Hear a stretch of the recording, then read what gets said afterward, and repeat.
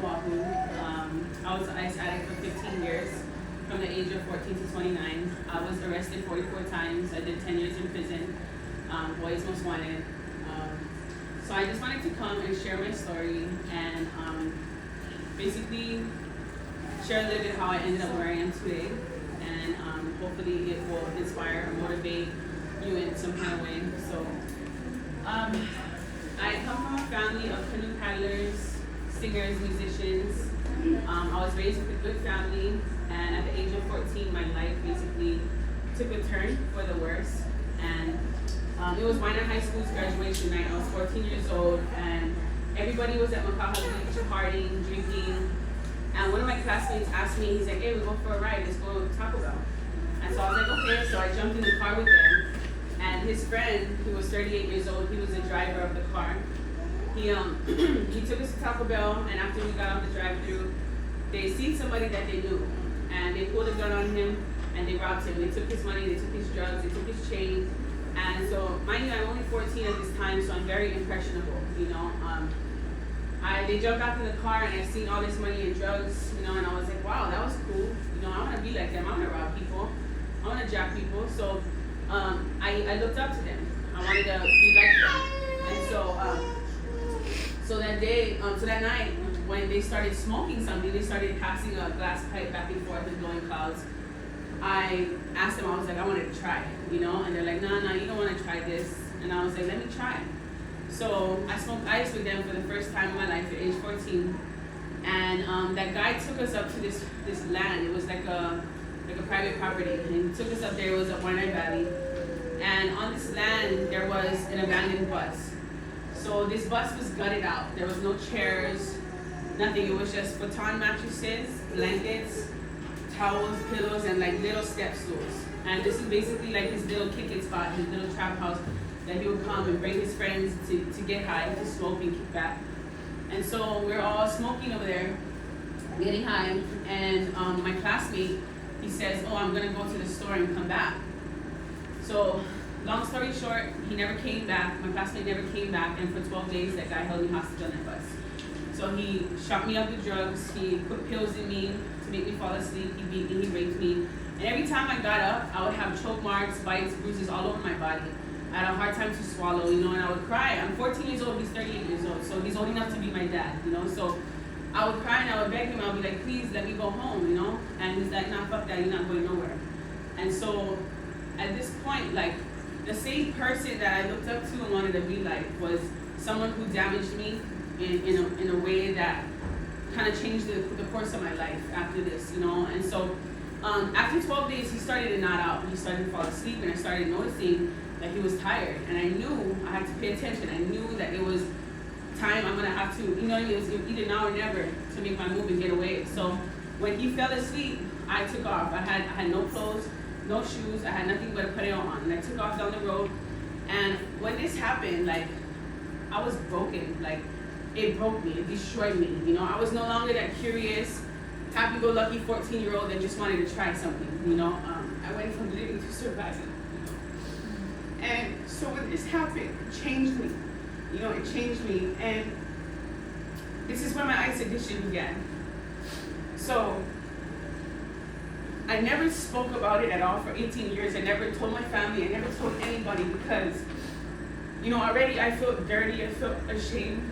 And I didn't want to give my family the opportunity, thank you, I didn't want to give them the opportunity to say, see, I told you so. You see what happens when you like cruise with dummies? You see what happens when you think you've grown? You see what happens when you like do what you like? And this is what happens. So I didn't want to give them the opportunity to tell me that. You know, at 14, I thought I was grown. I thought I knew everything, you know. I didn't want to listen to my parents or my family or my teachers. So at 14, I already thought I was grown. So I didn't say nothing. I took it on the chin and I kept it a secret. But that's why I was held so long. I held captive so long by ice because I used to stay numb. I used to forget. I used to just not feel, you know, to forget how damaged I was, forget the pain that I felt. And so when I was 16, I met a drug dealer.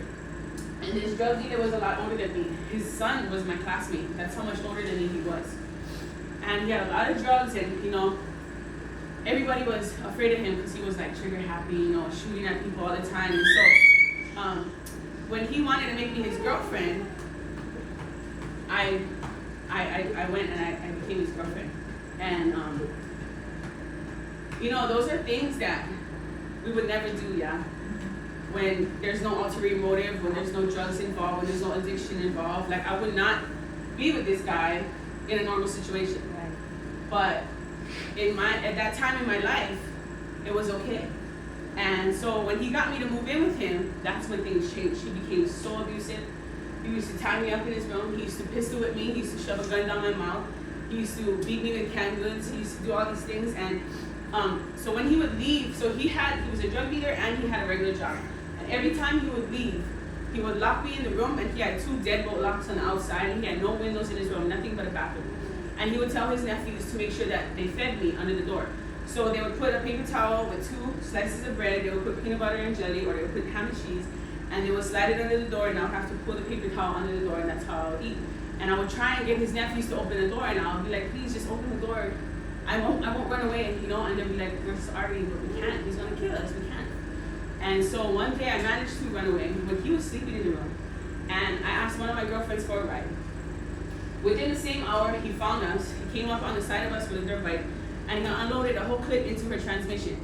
He pulled her out the car, he smashed her head into the cement, and he started kicking her in her stomach. And this is the last time I ever did ask anybody for help, because I felt like anytime I'm gonna ask for help, somebody gonna get put in danger. And so I realized at this very moment that asking for help wasn't okay.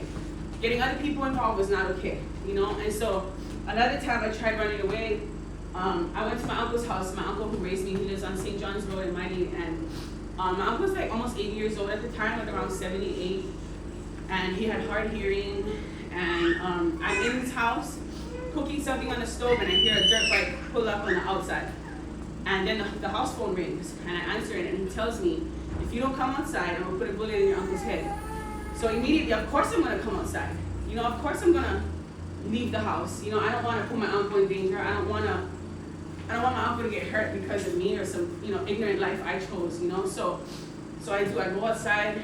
He's like, come on, we went for a ride.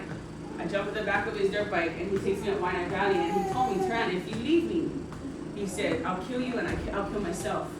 And then he said, you're not leaving me, so stop trying to run. Stop trying to run, Terann. So in my head, I was just like, man, when is this ever gonna stop? How can I ever escape this? When is it ever gonna get better? And I remember feeling like I didn't want to live no more. Like, I was just so damaged already. Like, 17 years old, and I already been through all of this. Like, I didn't want to live already. So one day when he left, I searched his whole room for every pill I could find. And so, like, he had lupus. So he had lupus medication, he had pain pills, he had all of these bottles in his room, and I took everything. Because I just wanted to die. I just wanted to end my life, because I would rather be dead than live one more day going through that. Always living in fear, always walking on eggshells, always hoping today I don't get beat, And so I took all these pills, and when I woke up, I was in a hospital bed. I was connected to IVs, and they had pumped my stomach. And I looked to the right, and he's sitting there just staring at me. And I just started screaming and crying and yelling at the doctors, like, why'd you save me? Why did you save me? I didn't want to be here, You ruined it. And I was so mad because my plan didn't work. And the doctors was like, it's our job to save you. That's our job, is to save you. And so when we got out of the hospital, he told me, stop trying to run, Terann. And 2 days later, he got sent to prison. He got sent to prison for 10 years because he shot at somebody at Pavao. And that was how I managed to get out of that situation. At this point now, I'm such a different person. At this point, like, I'm ruthless. I don't care because I feel like everybody's out to hurt me. I'm always on the defensive. Like, I was angry and hurt. I had hatred. I was so damaged already from so much trauma that I've been through, and taking all of this on my own. I'm not even 18 years old yet, and I don't have, my family was ashamed of me. I didn't have a place to go. They were like, no, don't come around until you clean up, and so of course, you guys all know what addiction is like. It's not something you can just pick up and put down. As much as you want to get clean, no matter what, how much you love your family, no matter how much you love your kids, they'll always come second, no matter what. And so I couldn't just quit and couldn't just get clean. And so, I started dealing drugs, I started committing crime,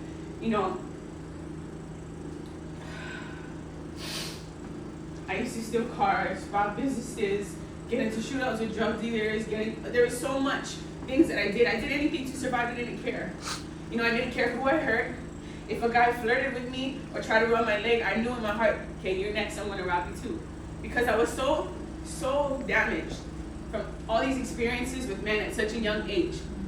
I always had my guards up, especially when it came to men. I felt like they were like an enemy, almost, And so I did whatever it took to survive, and I always like to talk about the painful experiences, there's always the good and the bad that happens in addiction, and that's what keeps us stuck, is all the good things, the fast money, the feel-good high, but it's the painful things that I want to talk about, because remembering those things helped me to stay sober. The times where I had nowhere to go, so I had to steal a car just to have a place to sleep in.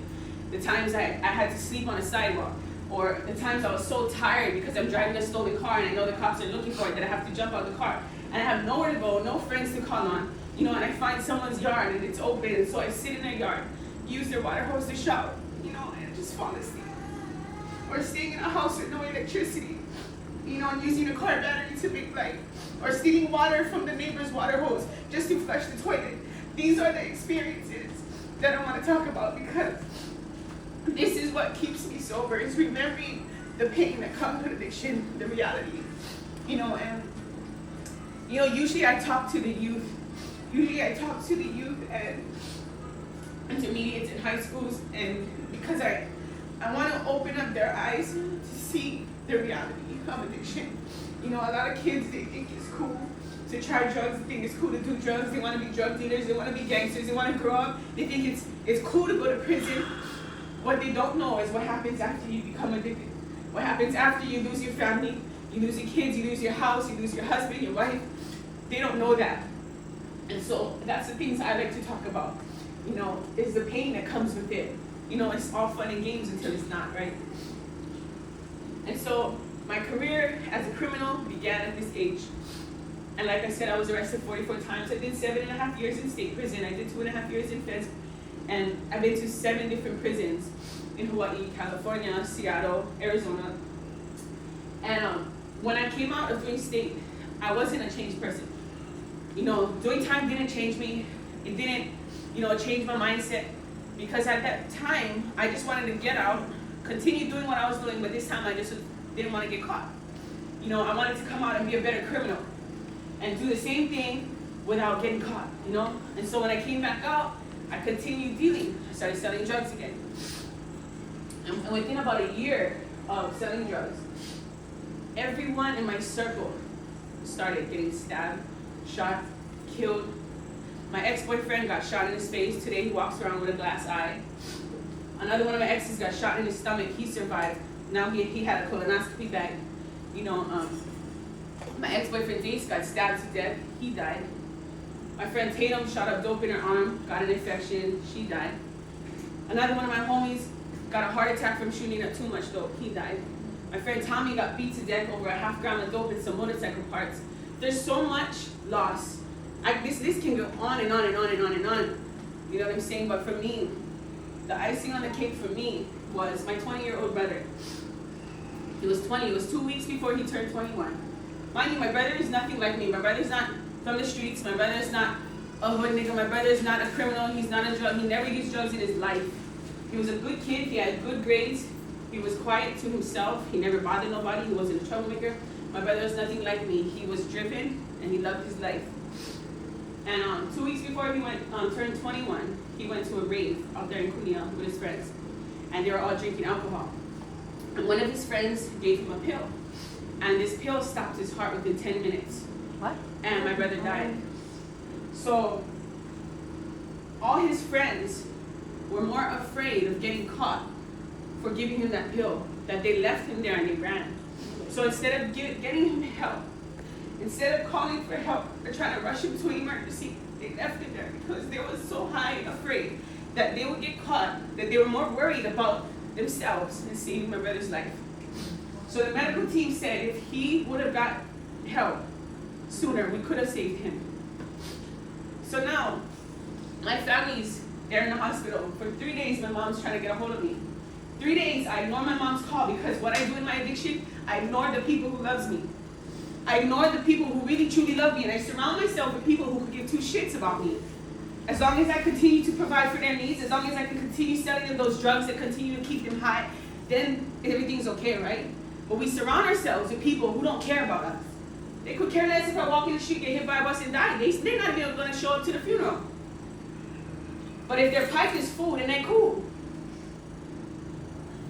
So I was so accustomed to ignoring my mom that every time she called, I'll just go straight to ignore, because I'm too busy sitting in a trap house making money, because at that point in my life, that's all I cared about, was making money and staying high. So I remember vividly, I'm sitting in a trap house in Kavihi at this old guy's house. There's like maybe 15 people there outside renting cars, sitting in a parlor smoking. Everybody's greasy, probably was up 3-4 days. And yet, that's who I'm surrounded by, ignoring my mom. So after 3 days, finally I listened to one of her voicemails, and she's crying. Terann, please answer your phone. I need you. We're in the hospital. Mackenzie's dead. And when I finally called her back, she answered. She said, Terann, why didn't you answer? She said, Mackenzie's dead, Terann. And immediately it hit me like a ton of bricks. I said, what? She said, Mackenzie, he's dead. And I'm like, what do you mean dead? How? And she said, someone gave him a pill and it stopped his heart. And so immediately I got angry at God. I'm the one who took my life for granted. I'm the one who lives recklessly. I'm the one who's out here living my life like this, being a fool. I'm the one who wanted to die. I'm the one who's fucked up. I'm the one who does messed up things. I'm the one who's taking my life for granted. Why not me? Why not me? Why him? He was good. And I realized that drugs is meant to steal, kill, and destroy everything good that you got going in your life. Everything good, it destroys. Whether it's relationships, whether it's your wealth, whether it's your mind, whether it's your talents, your beauty, it's meant to suck and drain everything good from your life. And I realized watching my family mourn, watching my family fall apart and break over the loss of my brother, watching that pain, I realized that I was causing the same pain in other people's lives. Every time I flooded the streets with drugs, I was causing another mom to not go home to her kids. I was causing another dad not to go home to his kids or his wife. I was causing families to be broken. And I realized I was causing that same pain in other people's lives. I didn't want to deal drugs. I didn't want to touch drugs. I didn't want to use it to get high anymore. And I said, man, I don't want nothing to do with it. And I prayed. I said, God, please help me. Please help me hate my addiction. This addiction kept me trapped for so long, for 15 years, from the age of 14 to 29. I said, please help me be free. I don't want to do this no more. Help me hate my addiction. And you know what? By the grace of God, I've been clean and sober 6 years today. Amen. It's the best decision I ever made in my life, because when I got clean and sober, I had no friends, no one to lean on, no support group, no network. I had to do that shit by myself. Everybody I knew was in the addiction. Everybody was either drug users, drug dealers, criminals. That's the only people I knew. And so when I started telling people that I quit, they didn't believe me. They didn't believe me. They was like, nah, she's always going to be a chronic. Give her a couple weeks, she'll relapse. And when I first got sober, I blew up. I gained 70 pounds, and I was like, nah, I want to be sober, not obese. Amen. But you know what? You know what? Man, I wouldn't trade my worst day in sobriety for my best day in my addiction. Because when I closed those old doors, God opened new doors. He opened new doors. He gave me new friends. He gave me a new purpose in life. So my only purpose in my whole entire life from the age of 14 was be a drug dealer, be a criminal, stay out of prison. Those were as far as my goals went. Stay high, stay numb. That's as far as my goals went. When I got clean and sober, mind you, I went from being a drug dealer, right, making all this money, and I realized, okay, if I get clean, I cannot not smoke and still sell drugs. I had to remove everything from my life. And I remember walking in my house and getting all the pipes, all the baggies, all the scales, butanes, scrapers, lighters, torches, coolers, magic, all those. I had to get every single thing that reminded me of my addiction in any way and put it in trash bags. Tell me why I had 2 hefty trash bags full of stuff that I had to get rid of. I had to remove it from my life. Okay, and then all of a sudden, now everybody and their mama trying to come to my house, knocking on my window, 2 or 3 in the morning, tea, no nothing. Even after I told them that I quit, they would still come around. And so I had to remove myself. I was living on Gulick Street in Kalihi, across from Gulick Deli, right across from the game room on the corner, by the teleshop. And I had to move myself. I moved to Mililani. And I was working my first job ever, and I was doing parking at the airport. So imagine going and being a drug dealer, making all this money, and then working at the airport for $9.75 an hour. Getting paid every 2 weeks, which is a really long time, to be honest, to wait for a paycheck. So when I got my first paycheck, I was like, oh my God, my first paycheck. And then I looked at it, I was like, this is it. What the hell am I going to do with this? And there were times when I was $600 short on my rent. And I would be like, God, I don't know what I'm going to do. Please help me. Because inside I would get tempted. I know if I can just flip this, I can pay my rent, But that's the trap. That's the trap. That's what keeps us stuck. That mentality, that easy mentality, doing things the easy way. Because that's all we knew that's all I knew from when I was 14 years old, And so when there are times like this right now, I pray and I said, God, please help me. And shit, one time I walked out my front door and I'm stressing because my rent is due tomorrow morning. I'm stressing out. I'm thinking to myself, I'm going to have 30 days to get out, I'm thinking to myself, I don't know how I will pay. And I walk out and I find $500 in one Nike shoe that I never used for 3 months. How many? One dusty Nike shoes that I never used for a long time. And I find $500 and I start looking around is this for real? What the hell? And another time, my mom calls me. She's like, hey, guess what happened? She said I was spring cleaning today. I was cleaning out my pantry drawer. She goes, remember a long time ago, about a year ago, you gave me an envelope. And you told me to hold that envelope. And I was like, oh yeah, I guess, did I? She said, yeah. And I said, well, what was in it? She said, $2,300. I said, I call me now.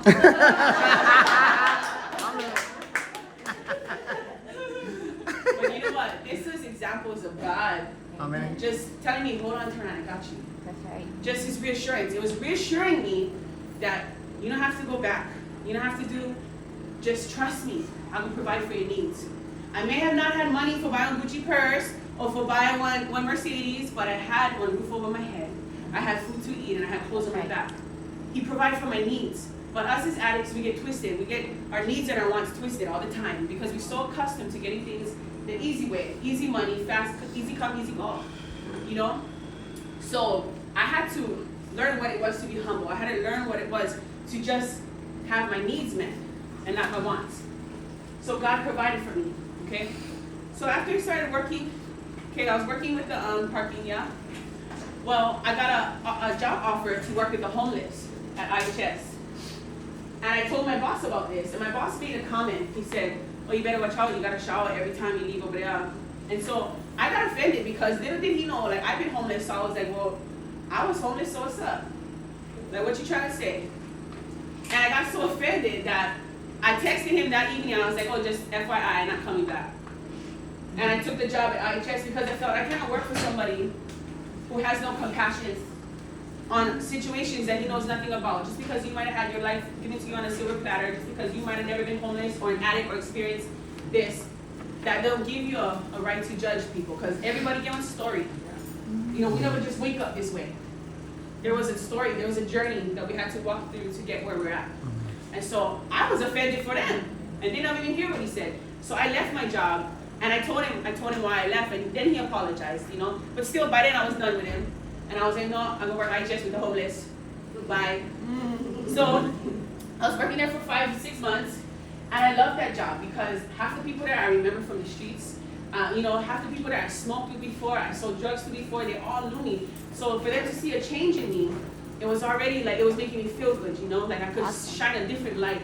I'm no longer selling dope, I'm selling hope, you feel me? Amen. So I love working that job. And after 5 months, I got fired because I was punching mids with the clients, and it was helping them stay sober. So it was a positive activity that was helping 3 of these guys that was struggling with their addiction. It was helping them stay sober. So every evening, we'd train with punch mids, and then one of my coworkers told on me, and they was like, no sis, you gotta go, you cannot be doing this stuff on the clock, you know what I mean? So I got fired, but immediately the next day, I got hired as a caregiver.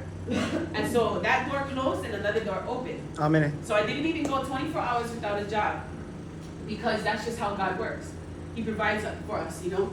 And so at first I was heartbroken about getting fired from the homeless shelter, but then I was like, nah. When I started working as a caregiver, I realized like I'm needed here just as much, you know. And I was working with the elderly, working with paraplegics, and just people who cannot take care of themselves, you know. And it was so fulfilling because all of these elderly people I would look at like it's another chance to be with my papa, my grandpa, you know, who passed away. Like it was my way of giving back, because for so many years I stole and destroyed the community, that this was one way to give back, you know. And so one day I was asked to speak at a tutu group with the elderly, the kupunas, and to share. And I was thinking to myself, what I could share, like what I get to say to these guys, you know, that's going to help them. And so what I talked about was what was good, like what my relationship with my mom. So this tutu group is grandparents, right, who are stuck raising their grandkids because their kids is in prison or their kids is on the street stuck on drugs. And so they're still raising kids because their kids are messed up, you know. So I went and I shared about my relationship with my mom and how it worked, like to love addicts unconditionally without enabling them, you know. I expressed my story and what works for me. And so after that I got asked to speak again at 2 foster kids, then somewhere else. And then from there, like, doors started to open for me to speak to the youth. And when I started speaking to the youth, I realized it was like, I felt like this fire inside of me. I felt like this purpose and this drive. And once I started talking to the youth and these kids, mind you, I don't get paid for this. I don't get paid to be here. I come on my own dime, on my own time. I pay for my own ticket, I pay for my own place to stay, I pay for my own rental. And I come not because it's my job or a career, it's my passion. It's out of my love. You know how I ended up speaking over here today? I was on the radio station like a couple days ago, yeah. And I got out of there at 8:30 a.m. and I had an appointment out here at 10. So I had an hour and a half to stall. So I was like, okay, I go put gas. I drive down the street and I just so happened to pass the sign that says Salvation Army. So I made a U-turn, I come back in a parking lot, and I'm sitting in my car and I see her and another lady walking out, and I said, I just gonna go my way and bother this lady. And so I was like, excuse me, what is this? This is one residential program. She's like, oh yeah. So I said, okay, my name's Terann Pavao. This is what I did. I gave her one brief, short summary of, you know, what I do, my purpose, right? And she's like, oh, go inside, go give them your name, your number. So I walk inside, and then I see that my cousin Maya is working the front desk, that I never see for years. And I see her. And then she's like, Terann, what you doing here? I said, I don't even know, but this is what I was thinking, that you guys make some time for me to come over here and talk to them. So she's like, what? So I told her my story briefly. And so they was like, you know what, we're gonna have a meeting today and we're gonna see if we can fit you in. I said, please do. Please make time for me to come. So I tell you guys a story because I feel like it's all in God's alignment, yeah? God's timing, God's plan. Yeah. Like how odd it was that I just chose to drive down this road and I just chose to turn in. I didn't know you guys was here. I really didn't even know what it was. I saw him park and then I saw Salvation Army sign. And then I turned in. And that's how I ended up here today. And so it's all, I feel like it's all just God placing people in our paths. And then to see her walking out at the very moment I pulled in. The very moment. You know, like, it just, so I'm gonna share another story. 1 week before I came, I was at work. I live in Las Vegas, by the way. And so I fly here. I try to fly here every 6 weeks, every 6 to 8 weeks to come and do speaking events, to speak in schools and stuff. And so last week, when I was still in Vegas, I was on my lunch break at work. And when I went to put the dishes back in the car, I realized I had locked my keys in my car. So I was like, oh, this is so irritating. Like, I don't break into cars anymore. I don't want the right tools on me right now. So what I did was, I would call one of my brothers who's living up in Vegas, who's still struggling in his addiction, because I know that's what he do, yeah? So I go call him up. I said, bro, come over here to the Sahara indicator. I said, I need you to break into my car. So he said, okay, 10 minutes he was there. Okay? He opened my car, and next thing you know, my panic is going off. The horn is beeping, the lights is flashing, so I popped the hood. Now I feel like to stay back in my addiction. I'm like, oh my God. I stay on the clock too. Like, so my horn stayed going off. So I look under the fuse box, I pull out the fuse for my horn, so the horn stopped. But the lights is going to panic. Yeah. So mind you, my key fob, the alarm, the buttons for my key, the battery's been dead for like 1 month. Yeah. So I've been using just my key, and it's been getting me by fine. Okay? But now all of a sudden, this incident happened. Now my lights don't like stop. And I'm thinking, oh my gosh, I cannot put a fuse for the lights, girl. I need that, you know? Yeah. So I was like, okay. So my coworker ends up coming at 10, and I said, bro, we'll go ride to Walgreens on the fast one. 5 minutes down the road, we'll take a ride. I just go buy one battery, we'll come back. So and so mind you, he's a big guy, yeah, and he just do whatever I said. So he said, okay, we go. So I said, okay, lock up the car, we go. We'll just fast time, we'll come back. So we go and jump in the car. I promise to God, not even lying. Not even 40 seconds on the road, I get pulled over. And I think to myself, oh no, this cannot happen right now. I stay on federal probation, and I'm supposed to have police contact. And I stay on the clock, I gotta go back to work, okay? I can't just be cruising around getting pulled over, you know what I mean? So I get pulled over, and then my coworker is like, oh my God, what's gonna happen? I said, just calm down, don't worry. So my car is so ghetto, yeah? You cannot roll down the 2 front windows. The right side window, I get like a silver wire thing holding them up. She was always dropping, yeah? So I never like keep sticking a cardboard in the corner of the window. Yeah. So I had to put the wire underneath. Hold on, real ghetto kind, MacGyver kind, like real terrible. Like the car looked like the thing still stayed in his addiction. So the cop pulls up, and now she's like, I'm like, cannot. So I crack the door, and I'm like, hi officer, how are you? And she's like, what happened? What's going on? So I'm like, okay, see what happened was, and then I start telling her the story, like, okay, so I really do work across the street. And I get a bright yellow shirt on. I was like, so obviously, see, this is where I work. And I lock my key, so I explained to her, so she's like, okay, give me your ID. Then she goes, do you have any arrests? So mind you, I never like ask her, oh, you like the top 40? Or you like, you like the hot 100? Like what? Which arrest you like? So all I said was my most recent charge was just conspiracy. So I said, oh yeah, I do. She goes, what for? I said, conspiracy. So I never go back and give her my whole history, right? I figured that the most recent one should cover it, right? Conspiracy kind of covers everything this way, yeah? So then she goes, she takes a long time. She's taking about, more than 10 minutes. My coworker is sweating now because I had to shut off the car. Because when the thing, I get on bad Cadillac converter, so when you leave one long time at night, the thing runs with them. So we stay sitting with the car off, no AC, and my coworker's like, he's like, whew, I'm getting hot. I said, well, brother, you're gonna have to handle, okay? Because we cannot start the car right now because she can think we try everything out, right? And so he's like, oh, so then after like 10 minutes, she comes back to the car, she goes, Miss Pavao, please step out of the vehicle. So I'm thinking, oh my God, red flags, they're going off, that's not a good sign, when you gotta step out. So she comes, she's like, come over here. So I stay on her hood, right, leaning on her hood. And she's like, what's all these charges? So she starts naming my old charges. I go, look at the thing, that's a long time ago, like that's old. I said, what you pull up on paper and who I am today is 2 different people. I said, that's not who I am, that's not the way I live, that's not what I'm about, and that's not what I'm doing right now. And she's like, so what are you doing? And so I told her, I said, so at first I was getting kind of like, worried, yeah. Then I said, you know what, hold on, let me show you something. And I bust on my phone. I said, I'm a motivational speaker. I said, I go around the world in different states, in the island of Hawaii, and different states up here. And I said, I speak about addiction. I speak about crime. I speak about these very choices and these very things that you can pull up on paper. I said, I talk about this. you know? And then she goes, oh, you're a motivational speaker. So the night before, I was on the news, and I pulled up the clip. I said, look, you see the date? That was yesterday. This is current. This is what I'm doing now. And then she goes, oh, I have a youth group. And so I'm like, oh yeah, what age group? She says 14 to 20. I said, that's the same age group that I speak to. So she goes like this, would you be willing to come speak to my youth group? I go, I don't know, am I gonna make it there? And then she goes, well, I'm not intending to give you any citation. I said, well, you shouldn't, I wasn't doing nothing wrong. Just looked like I was, you know? And so then she goes, oh no, and then I tell her, I start cracking up laughing because I'm like, if this isn't divine intervention, then I don't know what is. Because of all cops in Nevada, I get pulled over by the one with the youth group. Of all people. I never get one of the other cops that just out there for, you know what I'm saying? I get pulled over by the cop that has a youth group that is the very same youth age that I speak to. And so I return to Vegas on the 15th, and I speak at my first high school in Las Vegas on the 16th. And it's all because of this one dead battery. Okay?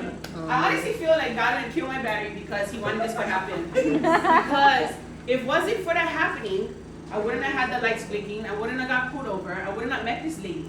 Because in any other, we would have never crossed paths, ever. And so then she goes and tells me, she goes, you know, I have all the contacts for the principals up here. When you get back, I'm going to schedule a meeting so we can get you into these schools. So I'm like, right on, right on. Then she goes like this. And then she goes, I think it'll be a good idea for you to come and speak to the police force. I said, girl, the only time I speak to them is when they're booking me, okay? So she's like, yeah, but it'd be good for them to see the other side, you know? You know, these cops, they're so focused on arresting people about the crime, about this and that, but for them to see a different perception about who we are as criminals, as addicts, it's an eye-opener for them as well, you know? Possibly help them do their job differently or with more compassion, you know? So she was like, no, I really think that it would be a good idea. So I was like, all right, shoot, I'll do it. So now I have all these things lined up in Las Vegas, you know, which is not my home. I'm an island girl, you know, Las Vegas is not my home. I was just released there to a halfway house because Hawaii no longer has a federal halfway house. TJ Mahoney's is no longer, doesn't exist, so that's how I ended up there. So, you know, a lot of people always say, oh, you're not gonna move back home. Right now, I'm just allowing God to guide me. I don't know where I'm headed, guys, but I know I'm headed in the right direction, okay? So I want to explain to you about divine intervention and about God's plan, God's purpose, and how everything is in alignment. So I work an entry-level job. I'm a security guard at this mall. This mall is in the hood, okay?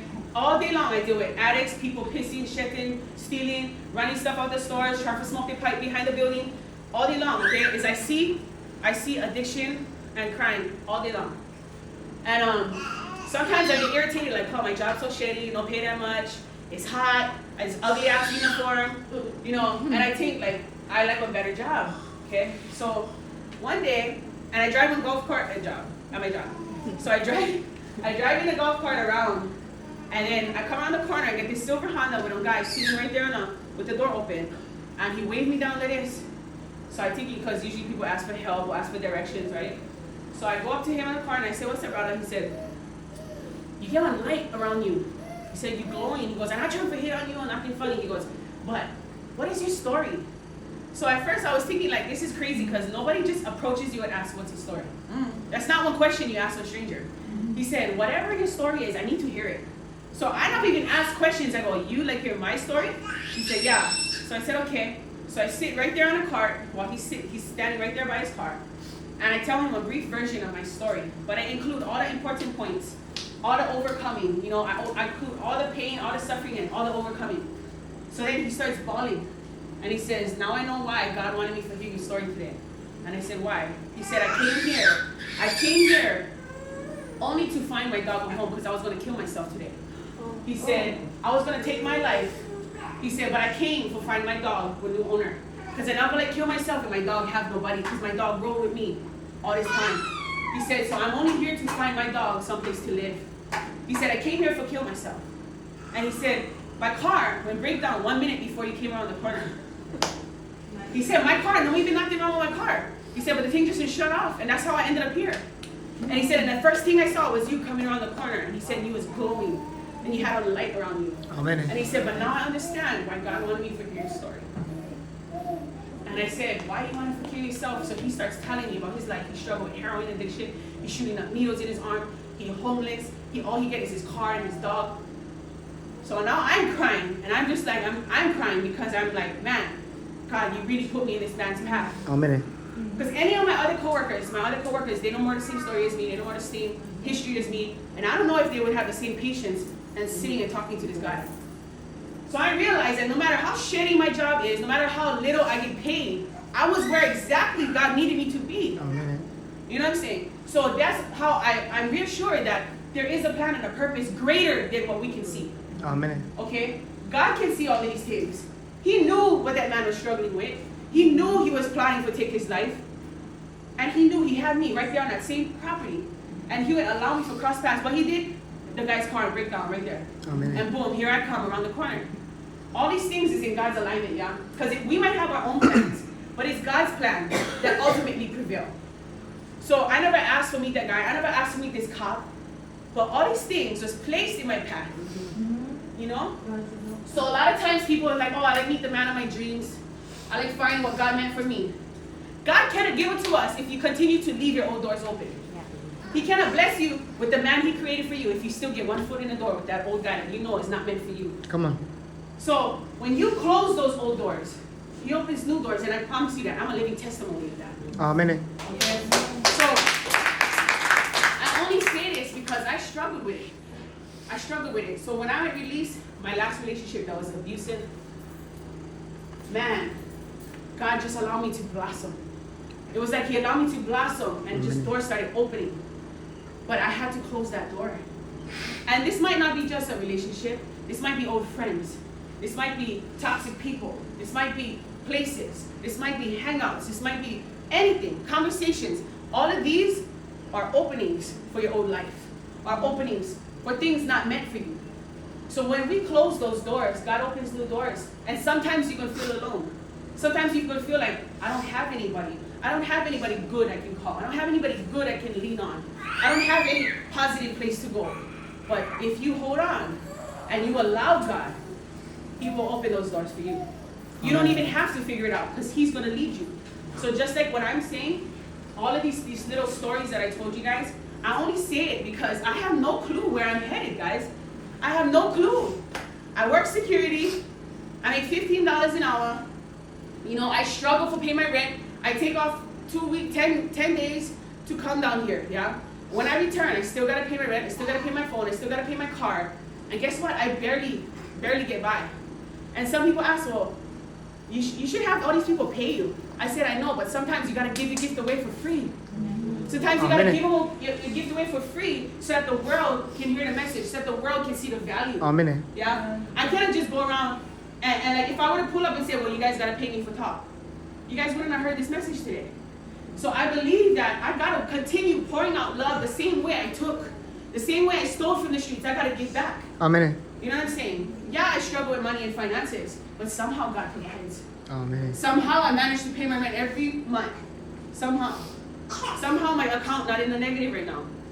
And that's already one blessing. Amen. So what I try to say is like, we're not going to always understand, yeah, what our purpose is, what the plan is, or how we will make it. Let God figure that out for you. Let God figure that out for you. So I just came because I wanted to share my experiences, my story, my strength, my hope, and just in hopes to inspire you guys. So you know us, when we say in our addiction, yeah, we do anything, yeah. Forget high. We do anything for make ends meet. By all means, right? I mean, I've driven a car with no windshield at 2 in the morning because I needed to get from Waikahu to Makaha. And the thing's so dark, yeah, and no windshield, and my eyes is all the wind blowing in my eyes. So first I tried to put on sunglasses, too dark. So then I get on goggles. I'm rolling. Like I said, we do anything by any means. You know what I mean? The car don't even have a seat. I had to use a little crate to sit in the car. You know, when no more car key, you gotta use a screwdriver. Yeah?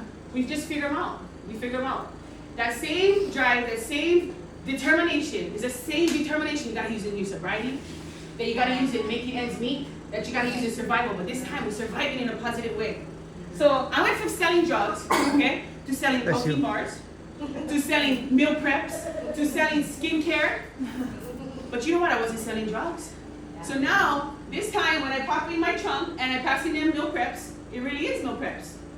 And I don't have to worry about the cops being behind me, watching me when I pull out my trunk. If anything, I can go take the cop. You guys say bye. I don't have to worry or live in fear or worry if I'm gonna get busted because I would sell you meal preps. Or if you go tell on me because I would sell you skincare. You feel me?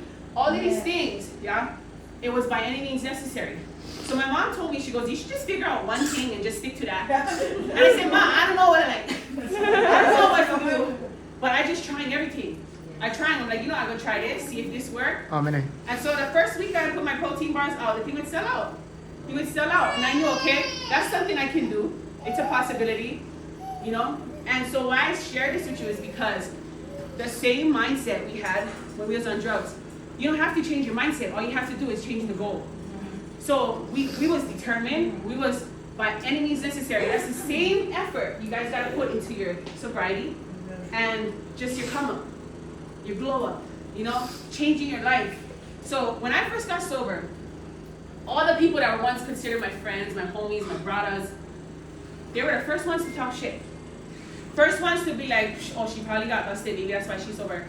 Oh, she always gonna be on chronic, just give her a couple weeks. So now, all these people that was once considered my closest friends was talking shit about me. And so, instead of allowing it to affect me in a negative way, what I did was I said, okay, you guys can talk shit. In 5 years, when I still sober, you guys probably still gonna be high. Maybe then you guys gonna believe when you guys see me again.